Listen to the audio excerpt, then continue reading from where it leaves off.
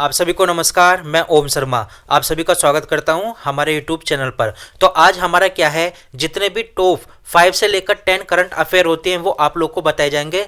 तो यहाँ पर आज से संबंधित जितनी भी करंट अफेयर हैं वो आप लोग को बताए जाएंगे, जिसमें जितने भी गवर्नमेंट एग्जाम होते हैं वो सभी यहाँ पर देख सकते हैं आप लोग। तो जो भी आप लोग के सुझाव है वो हमको बता सकते हैं, और इसकी जो पीपीटी होती है या पीडीएफ होती है वो हमारा जो टेलीग्राम ग्रुप है आप उसको ज्वाइन कर सकते हो, वहाँ पर आप लोग को प्रोवाइड हो जाएगी। तो चलते हैं अपने हम पहले क्वेश्चन पर।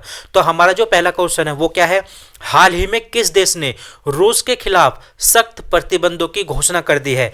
आप लोगों को पता होगा इस समय रूस और यूक्रेन का लगभग 2 साल से भी ज्यादा समय हो चुका है, वहां पर वार चल रहा है और अभी खत्म होने का नाम नहीं ले रहा। हाँ, बताया जा रहा है कि इस समय ट्रंप यदि सत्ता में आ जाएंगे, क्योंकि 20 फरवरी को वो शपथ समारोह होगा उनका, तो बताया जा रहा है जब वो सत्ता में आएंगे तो हो सकता है ये युद्ध भी समाप्त हो और इजराइल का और जो हमास का युद्ध चल रहा है वो भी समाप्त हो।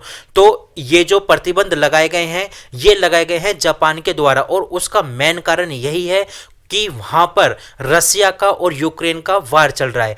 तो आप यहां पर देख सकते हो कि जापान इसका राइट आंसर हो जाएगा। सबसे पहले हम यहां पर अपना पेन चेंज कर लेते हैं, तो येलो ले लेते हैं। तो इसका जापान क्या हो जाएगा, करेक्ट आंसर हो जाएगा। ये भी ध्यान रखना जापान की जो मुद्रा है वो कौन सी है, तो येन उसकी मुद्रा है, क्योंकि ये काफी ज्यादा एग्जाम में पूछा हुआ है, क्योंकि मुद्रा मोस्टली एग्जाम में पूछे जाते हैं। और ये भी ध्यान रखना कि रूस और यूक्रेन का जो युद्ध चल रहा है उसके कारण इस पर प्रतिबंध लगाए हैं, जिसमें 11 व्यक्ति, 29 संगठन और 3 बैंकों की जो संपत्तियां है पूरी तरह से फ्रीज कर दिया। आपने भी देखा होगा कि रसिया ने जब से यूक्रेन के ऊपर अटैक किया है, रसिया के मोस्टली जितने भी बैंक है वो यूरोप के अंदर भी फ्रीज किए गए थे। आप यहां पर देख सकते हो इसी प्रकार जापान ने भी किया है। तो हाल ही में 53 गैर रूसी समूह को निर्यात प्रतिबंधों का सामना करना पड़ा है। आप यहां पर देख सकते हो ये जापान का मैप है। तो जापान होक्काइडो यहाँ पर देख सकते हो, होक्काइडो दूसरी तरफ देख सकते हो, यहाँ पे होंशु, और नीचे की तरफ देख सकते हो क्यूशो और शिकागो। ये जो है इन द्वीपों में बटा हुआ है जापान। जापान की राजधानी टोक्यो है, आप लोगों को पता होगी। इस साइड में आओगे यदि नॉर्थ कोरिया और जापान के बीच में देखोगे तो यहाँ पर देख सकते हो ईस्ट सी, यानी जापान का ये ईस्ट सी है। और इस साइड में आओगे दूसरी तरफ, यानी इस वाली साइड में, तो ये पैसिफिक ओशियन है टोटल। तो दूसरी तरफ चलते हैं, हमारा दूसरा जो क्वेश्चन है। तो दूसरा हमारा क्वेश्चन है, हाल ही में भेल ने किस देश में जल विद्युत परियोजना शुरू की है। तो जल विद्युत परियोजना शुरू की गई है भेल के द्वारा, वो भी कहां पर, भूटान में। तो आप यहां पर देख सकते हो भूटान, इसका क्या हो जाएगा, करेक्ट आंसर हो जाएगा।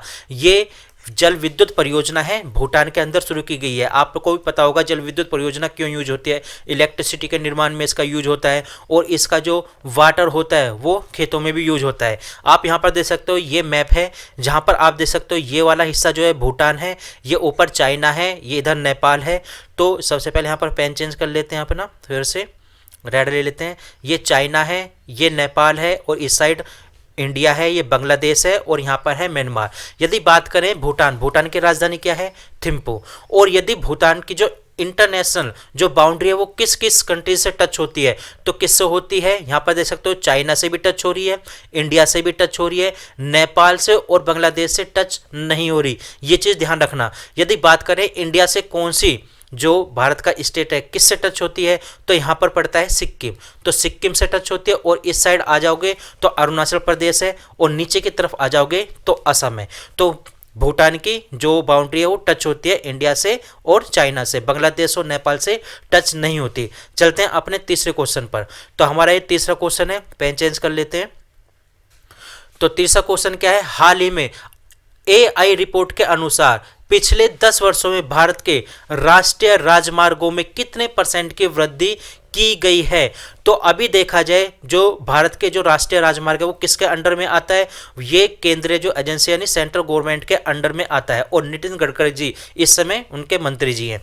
तो यहाँ पर आप कह सकते हो लगभग 60% की वृद्धि हुई है, ये देखी गई है। और अपने आप में देखा जाए 10 साल के अंदर 60% की वृद्धि होना राष्ट्रीय मार्गों में काफी बहुत बड़ी बात है अपने आप में।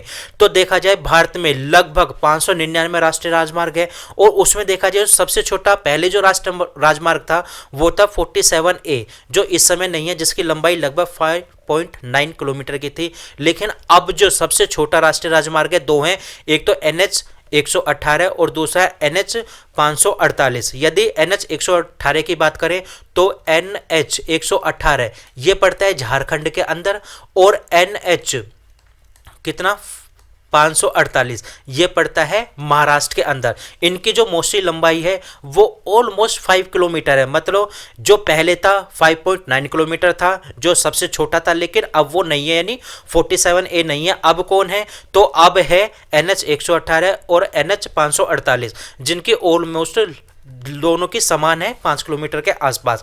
वहीं सबसे बड़े राष्ट्रीय राजमार्ग की बात करें तो 44 मतलब 44 सबसे लंबा राष्ट्रीय राजमार्ग है, जिसकी लंबाई आप यहां पर दे सकते हो लगभग 3700 किलोमीटर के आसपास है। चलते हैं अपने नेक्स्ट क्वेश्चन पर। तो हमारा नेक्स्ट क्वेश्चन है, हाल ही में किस देश में रोबोटिक प्रणाली से हुई दुनिया की पहली हृदय संबंधी टेली सर्जरी की गई है। मतलब एक रोबोट जिसने हार्ट से संबंधित सर्जरी की है वो किस देश के अंदर हुई है, तो भारत के अंदर हुई है। और भारत में कहाँ, राजस्थान में। और राजस्थान में कहाँ, तो जयपुर के अंदर ये सर्जरी की गई है, मतलब इंडिया के अंदर हुई है, जयपुर के अंदर। और ये जो सर्जरी हुई है, जो रोबोट के साथ डॉक्टर थे उन डॉक्टर का नाम क्या है, श्रीवास्तव। तो सुधीर श्रीवास्तव उनका नाम है। मतलब हार्ट की सर्जरी की जाती है जिसमें रोबोट और एक डॉक्टर होता है। इन डॉक्टरों के द्वारा यह बताया गया कि ये भारत की नहीं पूरे विश्व की पहली रोबोटिक सर्जरी थी, वो भी हार्ट से संबंधित। और ये किस हॉस्पिटल में, तो हॉस्पिटल का नाम क्या है, मणिपाल हॉस्पिटल। ये भी जरूर ध्यान रखना। आगे चलते हैं, हमारा जो 5th क्वेश्चन है, तो हमारा 5th क्वेश्चन है, निम्नलिखित में से किस देश के AI एक्शन समिट में प्रधानमंत्री मोदी जी जाएंगे भाग लेने के लिए।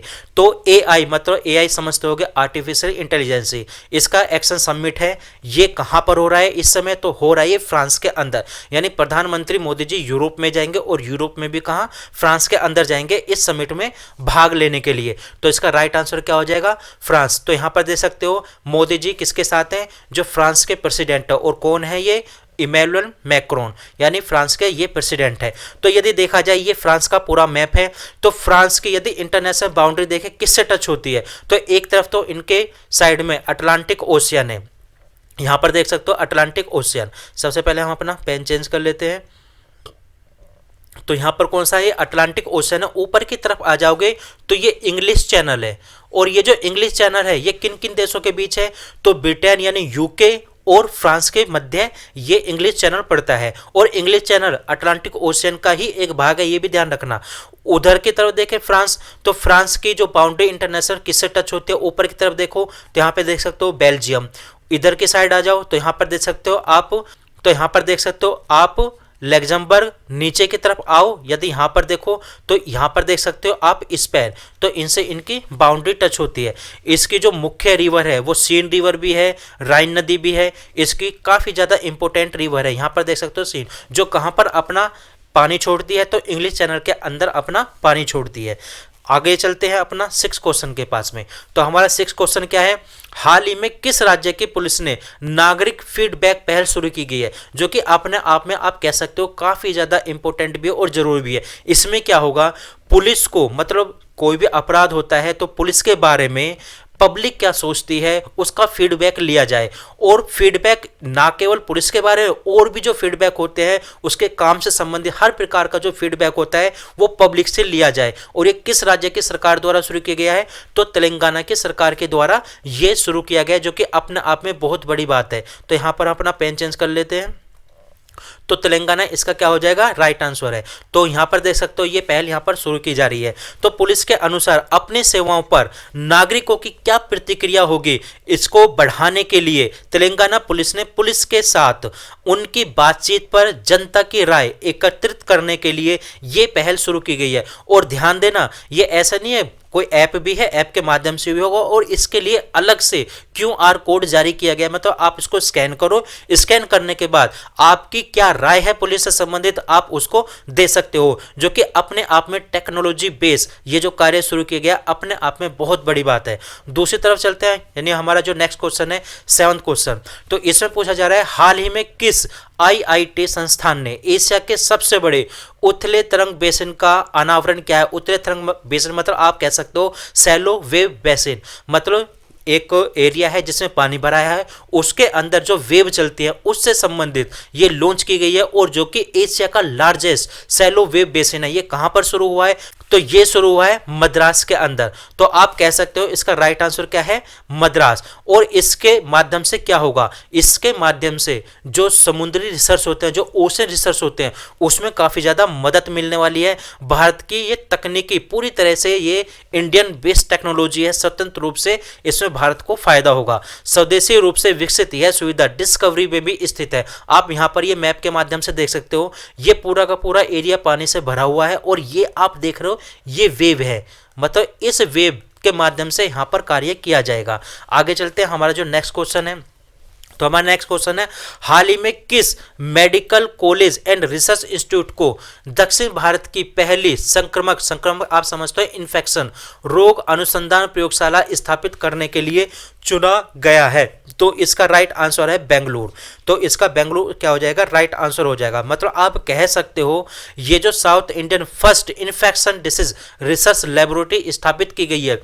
आगे चलते हैं, तो हमारा 9th क्वेश्चन है, निम्नलिखित में से 1.5 डिग्री सेल्सियस की ग्लोबल वार्मिंग सीमा को तोड़ने वाला पहला वर्ष कौन सा बन गया है? तो आप लोग को पता होगी ये ग्लोबल वार्मिंग है क्या। तो ग्लोबल वार्मिंग यही है कि पृथ्वी का टेम्परेचर बड़ी तेजी के साथ लंबे समय के लिए बढ़ना, और ऐसा नहीं है कि एक साथ सभी एरिया का टेम्परेचर बढ़ेगा, ऐसा कुछ नहीं है। ये भी हो सकता है बढ़े भी, और ये भी हो सकता है ना बढ़े। किसी का बड़ी तेजी के साथ बढ़ा और लंबे समय तक रहा, और किसी का स्थिर रहा, ऐसा भी हो सकता है। मतलब एक पर्टिकुलर जो एरिया होता है वहां पर भी टेम्परेचर बढ़ सकता है, वही क्या होता है? ग्लोबल वार्मिंग होती है। और इसके लिए काफी ज्यादा जो गैसेज होते हैं वो भी जिम्मेदार होती हैं, और काफी ज्यादा जो ह्यूमन एक्टिविटी होते हैं वो भी जिम्मेदार होती है, जैसे कार्बन डाइऑक्साइड हुई। तो ये क्या होती हैं? ये ग्लोबल वार्मिंग जो गैस को बढ़ाती हैं वो इससे संबंधित होती है, जैसे मीथेन हुई, और भी काफी ज्यादा जो गैसेज हैं। तो इसको देखते हैं, तो इसी साल यानी 2024 इसका क्या हो जाएगा? राइट आंसर हो जाएगा। तो मानवीय गतिविधियों मुख्य रूप से कार्बन डाइऑक्साइड, मीथेन जैसी जो ग्रीन हाउस गैसेज होती हैं उनके उत्सर्जन के कारण क्या होता है? पृथ्वी की सतह का तापमान बढ़ने लगता है। आप लोग को यह भी ध्यान होगा कि जो हमारा सन होता है, सन की जो सनशाइन जो धूप होती है जब पृथ्वी पर आती है तो ये ओजोन लेयर से होकर गुजरती है, यानी O3 से होकर गुजरती है। तो जब ये गुजरती है तो शाम तक क्या होती है? पृथ्वी पर पूरी तरह से क्या होती है? पृथ्वी एब्जॉर्ब कर लेती है उस एनर्जी को।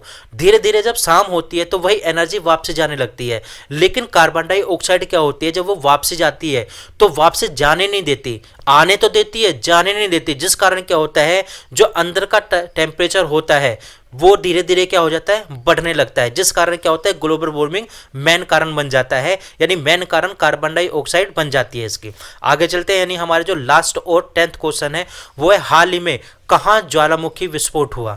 तो हाल ही में जो अभी लेटेस्ट ज्वालामुखी विस्फोट हुआ है, एरप्शन हुआ है, वो हुआ है इंडोनेशिया के अंदर।